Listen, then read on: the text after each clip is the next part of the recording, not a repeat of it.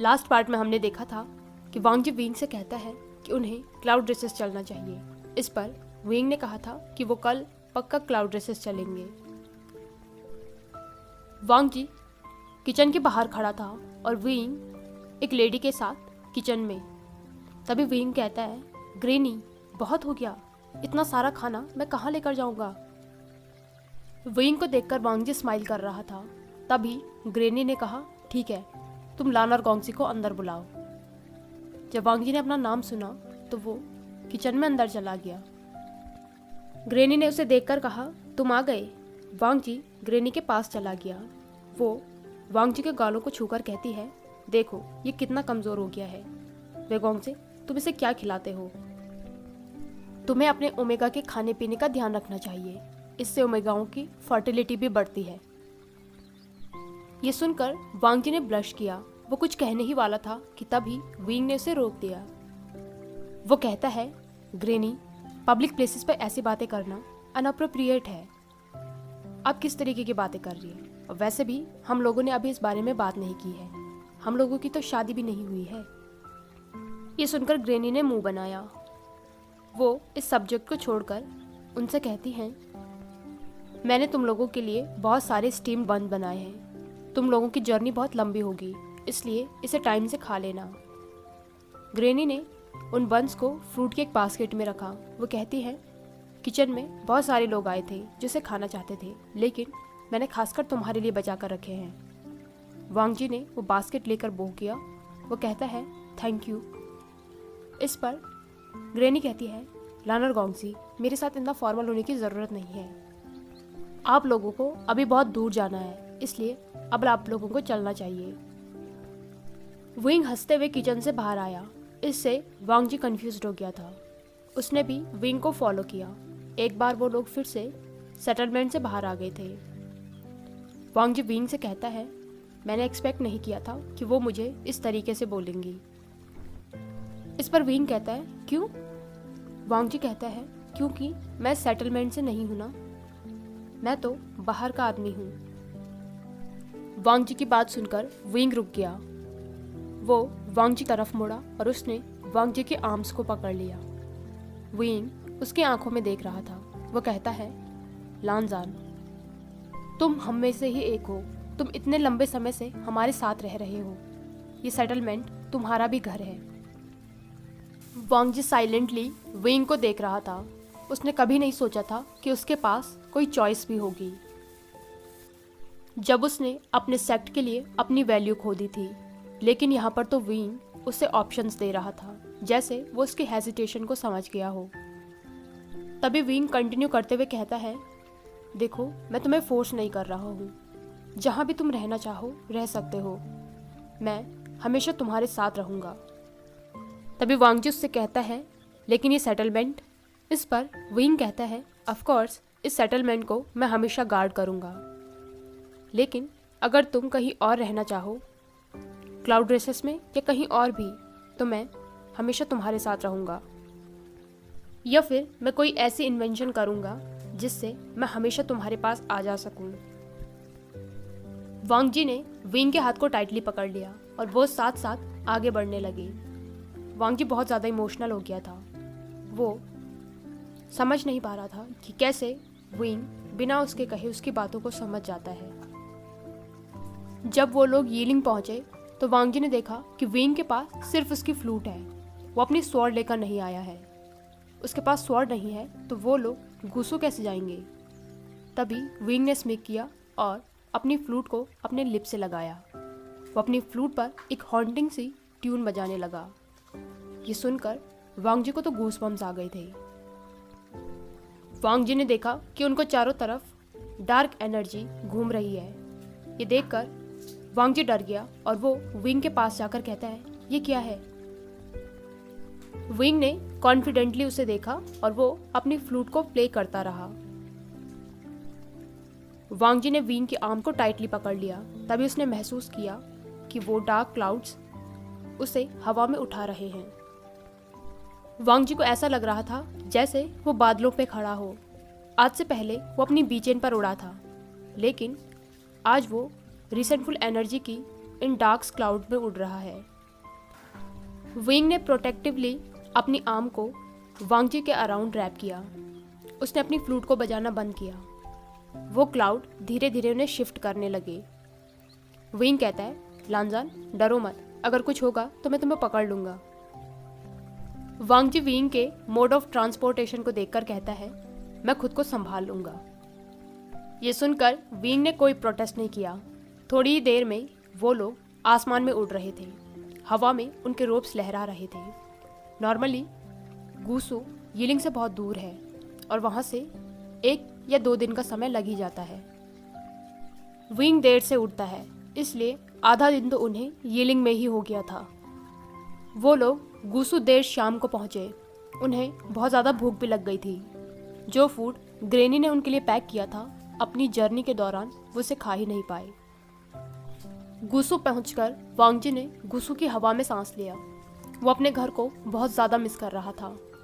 थोड़ी ही देर में उसे सिचेन के साथ जितनी भी अपनी शी की ट्रिप्स थी वो सारी याद आने लगी। अपने शिफू के साथ पहाड़ों पर घूमना, फूल तोड़ना और अपनी मदर को वो बहुत ज़्यादा याद कर रहा था। उसे तो रियलाइज़ ही नहीं हुआ कि वो इन सब को कितना ज़्यादा मिस कर रहा था। तभी विंग उससे कहता है, तुम ठीक हो? क्या तुम्हें ऊपर जाने के लिए कुछ टाइम चाहिए? अगर तुम अभी नहीं जाना चाहते हो तो हम कुछ समय रुक सकते हैं। मैं शहर में जाकर बैगर बनकर लोगों की गॉसिप सुनने की कोशिश करता हूँ कि तुम्हारे सेट में क्या चल रहा है। मैं नहीं चाहता कि तुम अपने स्टेटस से नीचे कोई भी कपड़े पहनो, इसलिए तुम मेरा वेट करो और मैं तब तक थोड़ी सी इन्फॉर्मेशन इकट्ठा करके आ जाता हूँ। विंग की बातें सुनकर वांगजी ने कहा, विंग, इसकी कोई ज़रूरत नहीं है। विंग कहता है, लानजान, अगर तुम मुझे बताओगे नहीं कि तुम क्या सोच रहे हो तो मुझे कैसे पता चलेगा? आई प्रॉमिस, अगर तुम्हें यिलिंग वापस जाना है तो बस कहो। तभी वांगजी ने विंग की आर्म पकड़ ली। वो कहता है, नहीं विंग, मुझे माफ़ कर दो। इस पर विंग कहता है, ठीक है, हम वापस नहीं जाते हैं, तुम्हें माफ़ी मांगने की ज़रूरत नहीं है। वांगजी ने एक डीप ब्रेथ ली। वो अपने स्ट्रॉन्ग इमोशन से ओवरवेल्म हो गया था। जब विंग ने यह महसूस किया तो उसने वांगजी की नेक पर अपना हाथ रखा और अपनी सेंट को स्प्रेड किया, जिससे वांगजी थोड़ा काम हो सके। वांगजी जब रिलैक्स हो गया तो विंग ने कहा, गुड बॉय, अब जो भी तुम चाहोगे मैं वही करूँगा। जो भी तुम्हें चाहिए मुझे कहो और मैं तुम्हारे लिए वो सब कुछ करता हूँ। वांगजी ने अपने हेड को विंग के हेड से प्रेस किया। वो अपनी आंखें बंद करके कहता है, उसकी कोई ज़रूरत नहीं है विंग, हम मेरे घर चलेंगे। अभी वांगजी को डर तो लग रहा था, लेकिन उसे अपने घर तो जाना ही है। विंग भी समझ गया था कि वांगजी हेजिटेट कर रहा है। वो कहता है, ठीक है, जब भी तुम कहोगे हम तभी ऊपर जाएंगे। मेरे पास उन्हें देने के लिए कुछ खास तो नहीं है, लेकिन आई प्रॉमिस, मैं तुम्हारा हाथ उनसे प्रॉपरली मांगूंगा। ये सुनकर वांगजी ने स्माइल किया और उसने विंग के लिप्स पर एक पैक किया। उसके बाद वो माउंटेन्स की तरफ मुड़ गया, जहाँ पर उसका लैन क्लैन उसका वेट कर रहा है। वांगजी कहता है, ठीक है, अभी चलते हैं। जब वो लोग क्लाउड रेसेस के गेट पर पहुंचे तो वहाँ पर कुछ लोग गार्ड कर रहे थे। उन लोगों की नज़र वांगजी पर गई। वो कहते हैं, लानर गोंगजी। उन्होंने वांगजी को बो किया। वो कहते हैं, आप ठीक हैं? आपके ब्रदर और अंकल आपको देखकर बहुत खुश होंगे। हम लोग कब से आपको ढूंढ रहे थे। वांगजी नोट करके कहता है, थैंक यू, मैं उनसे मिलकर आता हूँ। उन दोनों गार्ड्स ने एक दूसरे को देखा। वो रास्ते से नहीं हटे और वांगजी को देखते रहे। तभी एक गार्ड कहता है, यंग मास्टर, आप अभी उनसे नहीं मिल सकते हैं। क्लैन लीडर वॉर काउंसिल में बिजी हैं। वांगजी फ्रॉन करके कहता है, क्लैन लीडर, वॉर काउंसिल? लेकिन जहां तक मुझे पता है फादर अभी सेक्युलूजन से बाहर नहीं आए हैं। तभी वो गार्ड बो करके कहता है, लानर गोंगजी, आपके फादर नहीं रहे, अब आपके ब्रदर क्लैन लीडर हैं। ये सुनकर वांगजी को एक शॉक लगा। जो सेंट उसने रोक रखी थी वो हवा में फैलने लगी और उसमें पेन था। जब विंग ने ये रियलाइज़ किया तो विंग उसके पीछे से आकर उसकी बैग पर हाथ रखता है। जब गार्ड्स ने ये देखा तो उन्होंने विंग की तरफ अपनी स्वॉर्ड कर ली। वांग जी डम्फाउंड हो गया था। तभी वो गार्ड्स कहते हैं उन्हें हाथ मत लगाओ। विंग ने उनकी तरफ देखकर वार्निंग में एक ग्रॉल किया। जब वांग जी ने महसूस किया कि ये लड़ाई करने वाले हैं तो उसने विंग का हाथ पकड़ लिया। वो गार्ड से कहता है ये विंग है, ये मेरा गेस्ट है। वांग जी को नहीं समझ आ रहा था कि वो विंग को कैसे डिस्क्राइब करे, खासकर इस सिचुएशन में। वो कहता है हमें अंदर जाने दो। उन गार्ड्स ने उन दोनों को अंदर जाने दिया। अंदर जाकर विंग कहता है उनकी इतनी हिम्मत। इस पर वांग जी उसे रोकते हुए कहता है विंग शांत हो जाओ, उन्हें नहीं पता था। विंग गुस्से में वांग जी की तरफ देखकर कहता है लानजान, तुमने मुझे एक गेस्ट कहा। इस पर वांग जी उसके गुस्से को शांत करने के लिए उसके चेहरे पर अपना हाथ फहराते हुए कहता है विंग मैं तुम्हारा हूँ, मेरे क्लैन को ये पता चल जाएगा। वो लोग तुम्हें किसी भी तरीके से हार्म नहीं पहुंचाएंगे। विंग ने टाइटली अपनी आंखें बंद कर ली। वो अपने अंदर उठ रही उस रिसेंटमेंट एनर्जी को कंट्रोल करने की कोशिश कर रहा था। वो आंखें खोलकर कहता है लानजान मुझे माफ़ कर दो। ये जेलसी, ये एंगर मेरे अंदर सडनली आ जाता है। मैंने तुमसे कहा था ना, मेरे अंदर जो डार्कनेस है वो मुझे पॉसेसिव बना देती है। इस पर वांग जी कहता है कोई बात नहीं विंग, मैं जानता हूँ। अंदर जाकर कुछ डिसिपल्स ने वांग जी को देखा, लेकिन उन्होंने उसे पहचाना नहीं, क्योंकि वांग जी हमेशा सिल्क के फाइन रोप्स में रहता है। इस तरीके के कपड़ों में वांग जी कभी भी नहीं रहा होगा। कुछ आगे जाने पर और डिसिपल्स ने उसे पहचान लिया। वो बो करके कहते हैं हंगुंजुन, आप ठीक हैं? आपको देखकर खुशी हुई। वांग जी ने भी नोट किया उसके पास बातें करने के लिए भी टाइम नहीं है। उसे जल्द से जल्द अपने ब्रदर से मिलना है, इसलिए वो जल्दी जल्दी यांशी की तरफ गया। विंग क्यूरियोसिटी के साथ क्लाउड ड्रेसेस को देख रहा था, लेकिन वो ये भी जानता था कि वांग जी अभी जल्दबाजी में है, इसलिए वो भी उसके पीछे पीछे जल्दी चला गया। जैसे ही वांग जी यांशी में अंदर गया, उसके अंकल कहते हैं कौन है। इससे पहले कि वांग जी कुछ कहता, उसने पाया कि उसके अंकल ने उसके चेहरे को पकड़ लिया है। उसके अंकल कहते हैं वांग जी तुम ठीक हो, तुम वापस आ गए। ओह मैं बहुत ज़्यादा खुश हूँ। जब मुझे पता चला था कि तुम क्रैप टाउन नहीं पहुँचे और ना ही तुम अनक्लीन रेल्म गए तो मैं बहुत डर गया था। मैं बहुत खुश हूँ कि तुम वापस घर आ गए। वांग जी को अपने अंकल की आंखों में बहुत सारे इमोशंस दिख रहे थे जो उसने पहली बार देखे थे, और इससे भी बढ़कर उसके अंकल ने उसे टाइटली हग कर लिया था। उनके क्लैन में कभी भी इस तरीके से स्किनशिप नहीं की जाती है। बच्चों को बचपन में ही ये सिखाया जाता है कि उन्हें इंडिपेंडेंट होना है और अपने पेरेंट्स के साथ ज़्यादा रहना नहीं है। वांग जी को ये अजीब तो लग रहा था, लेकिन उसे खुशी थी। उसने अपने घर को बहुत ज़्यादा मिस किया था। वांग जी से अलग होने के बाद उसके अंकल कहते हैं ये कौन है। वो विंग को ऊपर से नीचे तक देख रहे थे, जिसने ब्लैक कलर के रोब्स पहने हुए थे। उसके चेहरे पर एक कॉन्फिडेंट स्माइल थी। तभी विंग बो करके कहता है मैं यीलिंग लाउजा हूँ। इस पर अंकल चिरेन कहते हैं यीलिंग लाउजा, ये किस तरीके की बकवास है? कौन हो तुम और वांग जी के साथ क्या कर रहे हो? अंकल थोड़े गुस्से में आ गए थे, लेकिन इससे विंग को कोई भी फर्क नहीं पड़ा। वो कामली कहता है मैं झूठ क्यों बोलूँगा, मैं यीलिंग लाउजा हूँ। मैं वांग जी को यहाँ छोड़ने आया हूँ और साथ ही शादी के लिए उसका हाथ मांगने भी। ये सुनकर चिरेन का चेहरा पूरा रेड हो गया था। वांग जी को डर था कि कहीं उसके अंकल पास आउट ना हो जाएं। इससे पहले कि वो कुछ कहता, कमरे का दूसरा दरवाज़ा खुल गया। शिचन बाहर आकर कहता है अंकल क्या बात है, ये शोर कैसा? तभी उसकी नज़र वांग जी पर पड़ी। वांग जी ने अपने ब्रदर को देखा, जिसने और भी फाइन रोब्स पहने हुए थे। उनमें वो बहुत ही हैंडसम लग रहा था, क्लियरली एक सेक्ट लीडर। वांग जी को प्राउड और दुख दोनों ही हो रहा था। उसके फादर सच में जा चुके हैं। शिचन कहता है वांग जी, वांग जी ने बो किया। वो कहता है, ब्रदर, यहाँ से जाने के लिए मुझे माफ़ कर दीजिए। तभी शिचन कहता है, वांग जी, क्या ये सच में तुम हो? उसने वांग जी को टाइटली हग कर लिया। वांग जी के लिए ये भी सरप्राइजिंग था।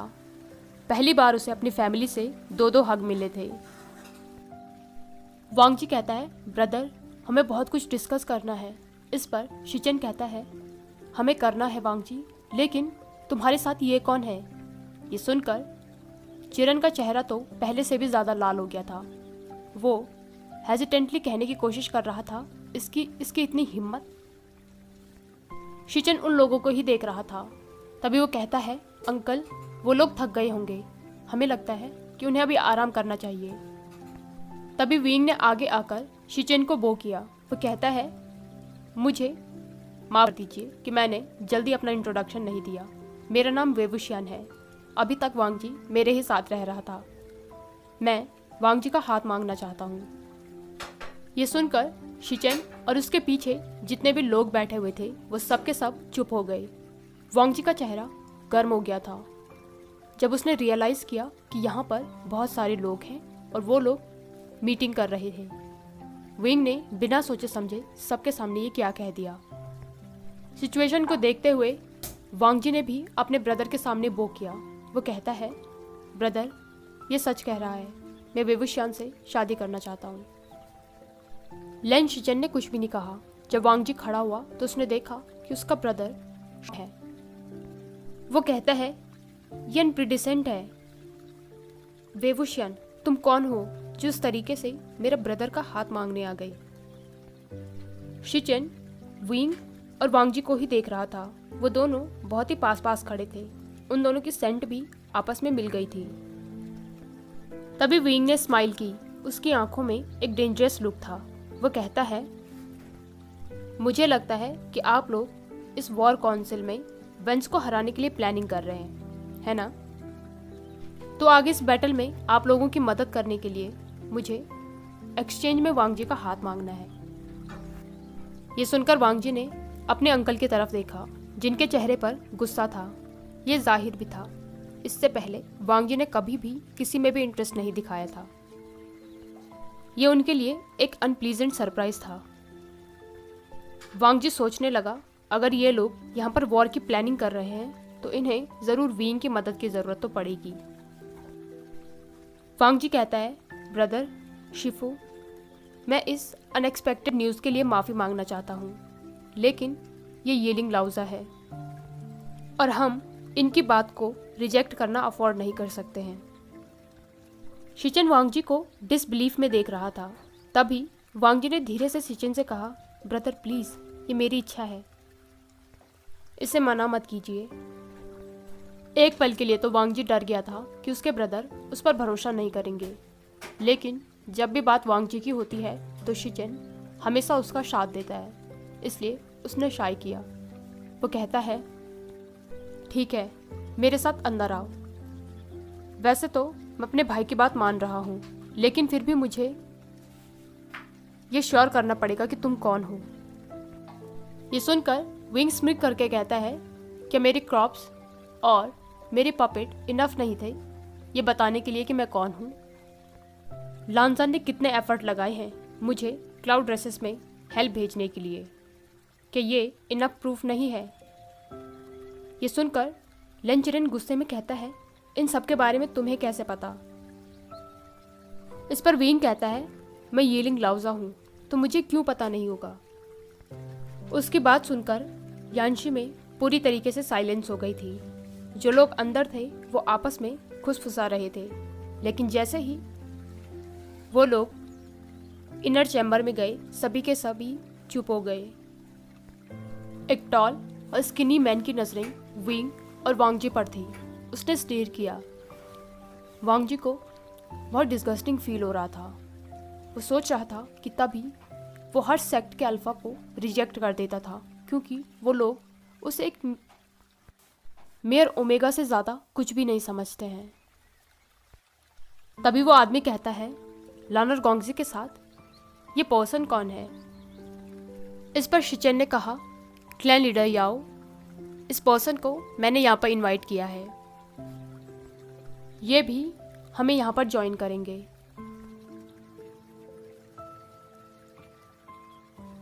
हाय एवरीवन, आई होप कि आप लोगों को ये पार्ट पसंद आया हो। अगर आपको ये वीडियो पसंद आई हो तो इसे लाइक, कमेंट, शेयर और चैनल को पक्का से सब्सक्राइब कीजिए। Thank you.